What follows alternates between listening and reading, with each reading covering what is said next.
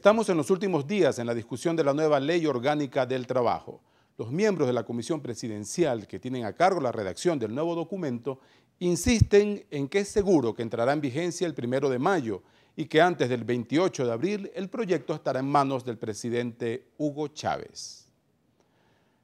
Hasta ahora está claro que se mantendrán los derechos fundamentales de los trabajadores y en todo caso habrá mejoras.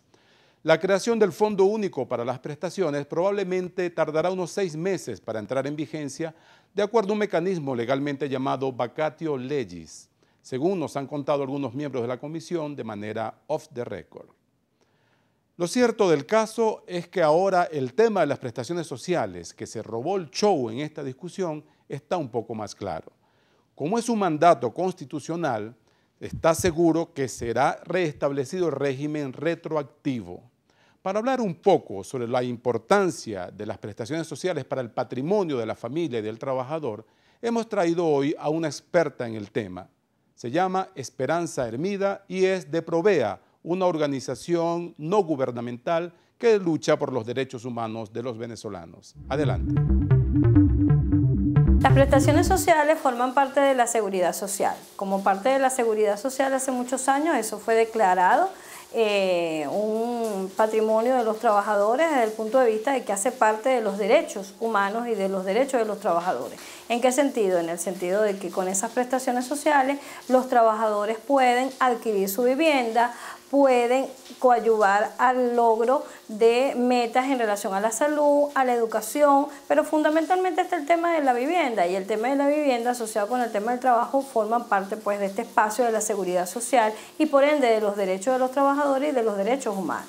Forman parte del patrimonio conyugal, en el caso de las uniones estables forman parte de ese tipo de uniones entre personas que cohabitan y tienen pues proyectos de vida en conjunto. Forman parte también de garantías para los niños, niñas y adolescentes que han nacido producto de estas uniones estables o producto de los matrimonios, en el sentido de que permiten en un momento determinado cancelar las obligaciones alimentarias en el caso de que la pareja se extinga o deja pues de funcionar como tal en un momento determinado.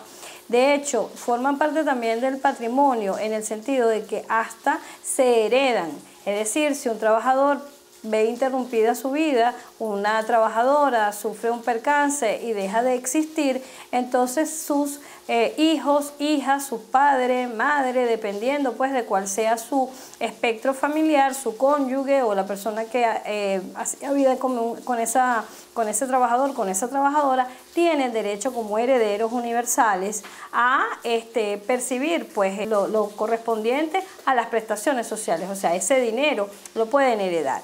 De manera tal que tocar eso que forma parte del patrimonio de las personas, bien sea para la adquisición de vivienda, para la salud, para la educación, para digamos, la garantía de las obligaciones alimentarias en el caso de los niños, niñas, adolescentes que son hijos de estos trabajadores, de estas trabajadoras, tiene que ser con autorización, porque es algo que proviene del salario, es un bien patrimonial que proviene del salario, que deriva del salario, porque en la medida en la que la persona cobra por concepto de la prestación de sus servicios, en esa misma medida se van generando las prestaciones sociales. Entonces, en este momento la ley del trabajo establece 3 opciones para, digamos, acumular ese patrimonio, que estén en la contabilidad de la empresa, que se depositen en una cuenta bancaria que se denomina fideicomiso, o que formen parte pues, de cualquier opción que el trabajador tenga desde el punto de vista de una inversión también bancaria. En el caso de, digamos, lo que establece la ley con respecto a fondos de prestaciones, establece que también pueden ir a un fondo, pero indiscutiblemente que esto hay que leerlo junto con las otras normas legales que establecen que es la voluntad del trabajador la que prevalece, es voluntariamente que se debe dar la autorización para cualquier depósito, para cualquier uso, para cualquier capitalización de las prestaciones sociales. Eso siempre va a pasar por, primero, la autorización, la voluntad del trabajador. De otra manera, no se puede tocar ese patrimonio. Es como, por ejemplo, si usted tuviera su casa o tuviera su vehículo. Solo usted puede determinar qué va a hacer con esa casa, puede hacer con ese vehículo. Igual es el caso de las prestaciones sociales. El consenso entre los miembros de la comisión indican que las prestaciones sociales serán reconocidas como un patrimonio familiar, es decir, no solamente es un capital que pertenece al propio trabajador, sino también a su esposa, a su pareja y a sus hijos. Y hablando de patrimonio familiar, resulta que el principal gasto para todo el mundo en este país es la alimentación, que se lleva buena parte del presupuesto de los hogares. Para hablar un poco de cómo administrar mejor este gasto para hacerlo más efectivo y rendidor, hemos traído una economista de Liesa. Se llama Rosa María Rey, experta en finanzas y también ama de casa. ¿Qué recomendaciones podría dar? Bueno, la primera cosa es a la hora de ir al mercado, pues una muy básica. No ir a hacer mercado con hambre. Uno cuando va al supermercado y tiene hambre, pues termina comprando cosas que no habitualmente podrían consumir, nada más porque llama la atención. Entonces, ¿qué más recomendaría yo? Ir con una idea muy clara, con una lista de lo que hay que comprar. Sugeriría priorizar compras, por ejemplo, qué cosas son imprescindibles, qué cosas no pueden faltar en casa. Si tengo niños, fórmula infantil, pañales, si tengo gente mayor, algún tipo de alimento que sea importante para ellos. Y a partir de lo que es imprescindible y lo que no puede faltar, pues ir jerarquizando a qué cosas pueden ser antojo o si me sobrara dinero, qué algo más me gustaría comprar. ¿Qué otra cosa podría sugerir? Por ejemplo, algo que creo que implica un poco más de planificación, pero puede ser interesante. En líneas generales, los mayoristas de víveres suelen dar precios más baratos. Entonces, tal vez podría ser interesante agruparse varias familias y hacer una compra en conjunto para todos y luego repartir. Entonces, uno podría conseguir cosas más baratas o que de repente estás escaseando en los mercados, pero a lo mejor los mayoristas podría ser que lo tuvieran. En líneas generales, pues uno tiende a pensar cuánta gente va a comer. Hay una frase muy vieja que dice que donde comen dos, comen tres, yo no estoy tan segura de eso. A lo mejor haciendo sopa y echándole más agua, ¿no? Alguien que trabajaba conmigo dijo una vez, los primeros días de la quincena se comen arroz y los últimos días se comen pasta. Le pregunté por qué, me dice porque el arroz no se puede comer solo, hay que acompañarlo, pero la pasta sí se puede comer con una salsa. Entonces, a lo mejor también hay cambios en la alimentación, simplemente tratan en los primeros días del mes, cuando la quincena acaban de pagarla, se compran cosas más caras y luego se va reduciendo la ración y la comida para conseguir algo, para que llegue la quincena hasta el final.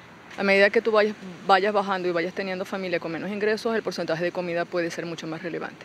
O sea, podemos hablar que una familia de clase media con no sé, 6, 7 sueldos mínimos probablemente gaste 30% de su alimentación, de su sueldo en comida. Pero alguien que la familia entre en 1 o 2 sueldos mínimos, probablemente el 70% de su ingreso se vuelva en comida. Evidentemente es un tema muy relevante, ¿no? De hecho, hay cálculos que dicen que para alguien que tenga una familia de 2 sueldos mínimos, el 75% de los ingresos se va en comida y transporte. ¿Qué podría ser más racional? Depende cuánta gente también haya en la casa, comprar quincenal, mensual o semanalmente.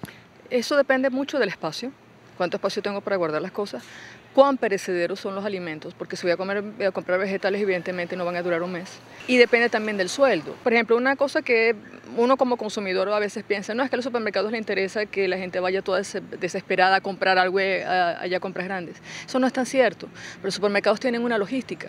En la medida que hay pues una corrida de algo, no, es que llegó el azúcar y todo el mundo sale a comprar azúcar, al día siguiente ya no hay azúcar y vuelven otra vez a tener escasez. Entonces, el problema de la escasez que hace que mi dinero a lo mejor, si la leche escasea y yo quiero tener un colchón de leche, entonces el dinero que tenía para, no sé, el papel toalé, pues ahora lo tengo que meter en leche, entonces ya empieza a escasearme en otro lado. O sea, la escasez no es buena para nadie, me obliga a tomar medidas que habitualmente, que me van a hacer daño después, posteriormente, me van a complicar la vida.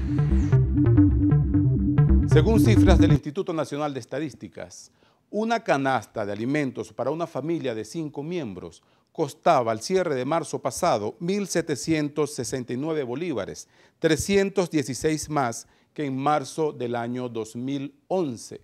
Por cierto, que ese valor equivale al del nuevo salario mínimo que comenzará a regir a partir del 1 de mayo. Y así hemos llegado al final de El Mundo, Economía y Negocios por Globovisión. Pero siga con nosotros, acompáñenos en las redes sociales, en el Twitter, en el Facebook, en el portal elmundo.com.be con información actualizada a las 24 horas del día. También puede leernos en El Mundo, el diario económico de Venezuela que circula en todo el país. Manténgase bien informado, tome las mejores decisiones porque recuerde, la economía es un asunto personal. Hasta pronto.